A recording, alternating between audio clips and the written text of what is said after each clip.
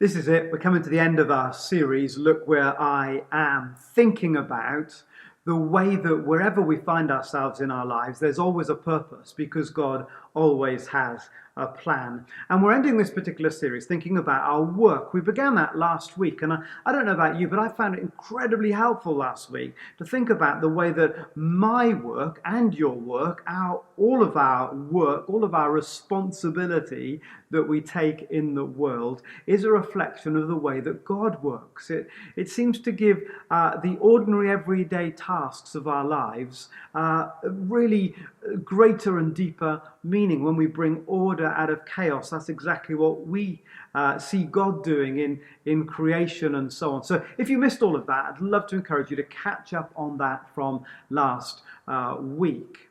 But I want to move on as we bring this series to a close, thinking about our work from a heavenly perspective. So what kind of feedback, for example, would we get from heaven on our work? Good feedback really boosts us, doesn't it, and bolsters us up. Negative feedback can crush us for sure. Nevertheless, if it's done well and properly, at the same time, negative feedback provides the opportunity for growth and for learning and for us to improve. So what's the feedback from a heavenly perspective that we would get on our work, whether it's housework or schoolwork or office work? Remember, work is anything and everything for which we take responsibility for. In a way, Jesus begs the question of that heavenly perspective when he said to the crowds, thinking about the future of the church, "You are the salt of the earth." Notice not the church, but of the earth. And notice that salt only does its work when it's spread out. That's what makes salt effective. Not when it's all gathered together in the container, but when it's spread out. So that begs the question, how salty are we when we are spread out? And then Jesus said, "You are the light of the world." A light is put on a stand and not hidden away under a bowl, which begs the question, how well is your light, is my light, is our light shining? So how do we measure this? How do we measure how salty we are? Or how do we measure how many lumens our particular light is in our places of work, our places of responsibility, in those areas of our lives where we've been spread out? We're gathered together on a Sunday, albeit online in this forum, but we're sort of all gathered into the container. But tomorrow we'll be spread out. How salty are we? How bright is our light? How do we measure it? And I know that instinctively our response to measuring it will be negative. We think, oh no, I know that I won't measure up. I know that it will be bad news. But imagine if we receive from heaven God's perspective on our work, and from his perspective we were doing better than we thought. Wouldn't that be a great encouragement? Wouldn't it be a wonderful encouragement to know that we were doing better than we thought we were? Not only would that encourage us, but it would also help us to reach in and to lean into perhaps those areas where we know that we're not doing quite so well. The joy of heaven acknowledging our work, the impact and the empowering of a positive appraisal would be considerable. And not only would it encourage us in that we're doing better than we thought, but what if it helped us see more clearly how we could grow even more in what we are called to be in terms of being salt and light. So, what's the measure? Well, of course, the measure is Jesus. It's about being like Jesus in our places of work. Jesus was the saltiest of salt. Jesus was the brightest of light. So it's about his character, it's about his ways, it's about his purposes.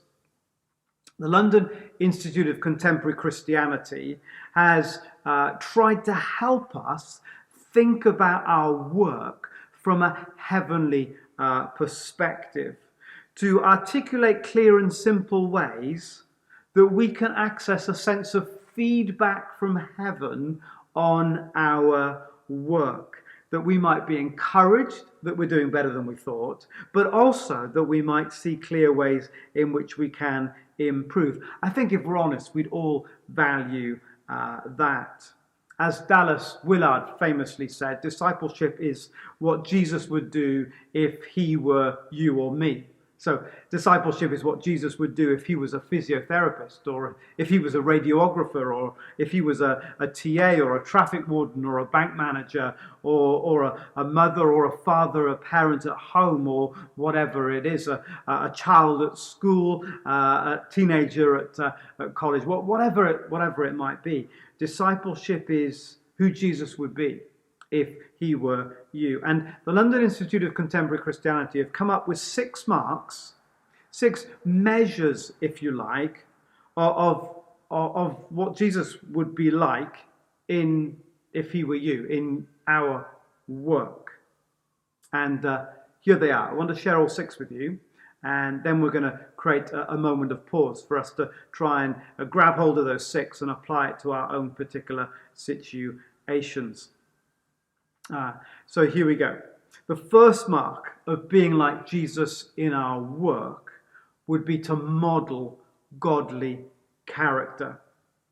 I don't think there is a job on earth that doesn't give us the opportunity to exhibit the character of Jesus that we see in the fruit of his Spirit. The fruit of the Spirit is love, joy, peace, forbearance, kindness, goodness, faithfulness, gentleness, and self-control. Every day, numerous times, we get the opportunity to exhibit that character. A mark of being like Jesus in our work is that we model godly character. The second mark of being like Jesus in our work is that we make good work. We do a good job. Jesus would do a good job. Whatever you do, work at it with all your heart. Are you doing a good job? Are you taking pride in it? Are you developing your skills, putting your heart and soul into what you are doing? Are you honoring it like it matters, serving well, communicating well, keeping your promises, being open and fair, giving the right attention of detail? The mark of being like Jesus in our work is to make good work. And thirdly, is to minister grace and love. Therefore, as God's chosen people, holy and dearly loved, clothe yourselves with compassion, kindness, humility, gentleness, and patience. This has got, I guess, much more to do with who we are than the job that we actually do. We can always minister grace and love if we choose to. I remember something that made quite an impression on me, and I guess the fact that I can remember it now shows that it made that impression. So years ago, when the kids were small, when the waste cart, the dumper, what do you call it, the kind of the refuge cart came into our street, you know, with its lights flashing and the noise of the whole thing whirring around and whatever, the kids would often run to the window to have a look. It's quite a spectacle for young eyes, and there was always one part of the team, one man in the team who was smiling from ear to ear and greeting and waving at everybody that he met, and he would see the kids in the window and he'd wave to them and they'd wave back, and a big beaming smile on his face, of course. sort of just a huge exuberance of what it meant to be alive, even though he was clearing the rubbish away with the stench and the dirt and the very physical manual labour. And then I remember on a particular day, he'd come into the street and the kids had seen him and all of that had happened. And then it was hours later, in another part of town, I saw the same truck and the same team, and still that man was smiling and waving to people and greeting people that he met. There's always an opportunity, isn't there, for us to minister grace and love. How do you do your job? What's the atmosphere that you bring into the room, into the meeting, into the conversation, into the task? How we do our job is a mark, isn't it, of how much we're like Jesus. The third mark then of being like Jesus is to minister grace and love. But the fourth mark of being like Jesus is that we mould the culture, We all have the opportunity to influence our culture, or the culture immediately around us. You may feel that you cannot influence the overall culture of your particular organization, but you can, as Jesus said, and it's how culture change begins to take place. You get a little bit of yeast, you are the little bit of yeast, and you can begin to work your yeast into the dough, and with God's help, maybe your little bit of yeast will eventually work through the whole dough, and you'll change the culture. But it's so important, isn't it, to mould the culture. I trust the person that looks after our cars because he has created a culture of openness, of truth and honesty. And because he has done that over a period of time, I am able to trust him because of the culture that he has built around himself and his business. It's so important, isn't it? And we can all do that in different ways, building a culture of openness and truth and honesty and integrity and all those other such important values. The fifth mark of being like Jesus in our work is that we become, and we, through our actions and our words, a mouthpiece for truth and justice. Speak up, it says, for those who cannot speak for themselves. Speak up and judge fairly, defend the rights of the poor and needy. There are a myriad ways, aren't there, that we can speak up and stand up for truth and for justice, refusing to do jobs for cash because of an attempt to avoid the VAT, standing up for someone who's being falsely accused or oppressed in some way, or maligned, being fair with how a job is priced, or how we handle our expenses, or our time, or so on and so on and so on. A mouthpiece for truth and justice in our work. And the sixth mark of being like Jesus in our work is that we share the gospel, that we are always ready to give an answer to everyone about the hope, the truth that is within us, that we naturally share our lives. And a natural part of sharing our lives is to share the difference that Jesus makes. I hope you can see that through these 6 marks that you are like Jesus in your work, that you are exhibiting Christ-like character in your workplace, that your salt is salty, that your light is shining. And I'd love you now just to reflect a little bit more on your particular context and just to listen into what God might be saying to you as we think about it together. The Bible talks about not having an ego trip, and equally not minimizing what's true about ourselves. It says, have a sober judgment. I'd love to invite you with me to have a sober judgment, a true judgment of your work and how like Jesus you are in your work.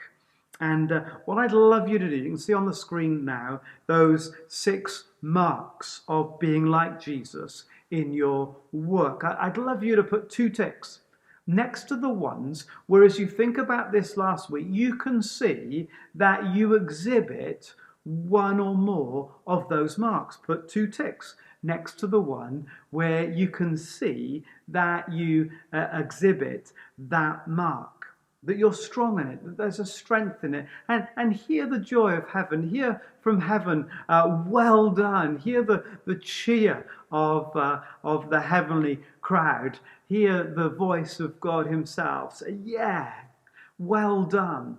And then maybe think about the one where perhaps you don't feel you're quite so strong, but you can see examples of it, and just put 1 tick next to that. And then maybe there's one that you can see where you know that you struggle.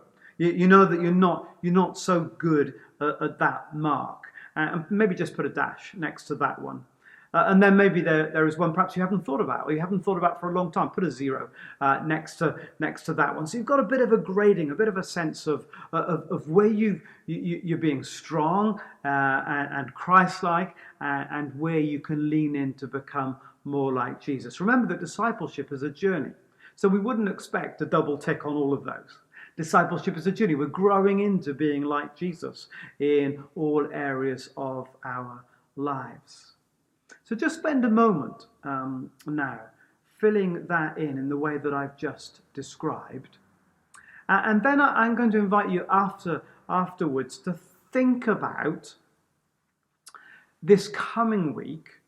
What one thing could you do? Just one thing. What one thing could you do in one of those areas that would help you become a little bit more like Jesus in your work this coming week? What one thing that you could do that would help you just to step in to being a little bit more Christ-like? And maybe write that down at the bottom. And then use it. I just invite you, perhaps every day, just to reflect on what Jesus is saying to you through this very simple exercise about your work. Remember, discipleship is learning to be like Jesus. It's who Jesus would be if he were you, doing the things that you do, living where you live, taking the responsibilities that you have to take responsibility for. And imagine if all over this town, and wherever you are listening, all over wherever you are, we are becoming more like Jesus. What a difference that would make for salt to be more salty, and for our light to shine brighter. And so we're bringing this whole series to a close. Look where I am. Well, for a lot of our lives, we're at work. What a difference it can make for us to recognize that God is with us in our workplaces, and we can present, honor, love, serve, and proclaim Jesus in our ordinary everyday lives, in those places, in each of these ways. God bless you this week. Merron works as a minicab driver. For her, driving is a ministry of hospitality, not just transportation. So how does she express the 6 M's of fruitfulness in her day? Her clients may come to her through an app, but Merron sees each one as God sent. Modelling godly character requires patience with London traffic and self-control with clients who bring their bad day, their pain, anger and stress into her space. She needs peace because some are abusive, threatening even. Sometimes she's afraid and prays to Christ her protector, whose image is there on the dashboard to remind her, I'm with you. Making good work means keeping the car spotless, driving smoothly and quickly assessing if the passenger wants to be left with their thoughts, their papers, their phone, or if they want to talk. Sometimes ministering grace and love means carrying on talking long after they've arrived, turning off the app so she doesn't get pinged for another ride. Moulding culture means creating a welcoming space, wanting these strangers to feel better when they arrive than when they started. Being a mouthpiece for truth and justice includes tapping in a 1-star evaluation for a rude passenger, so her fellow drivers will know to be wary, even though that might cost her a tip. And as she listens to people's concerns, she's often able to be a messenger of the gospel, to encourage them to pray, or share how Jesus has helped her on her journey and can help them on theirs. What does living the 6 M's of fruitfulness look like for you?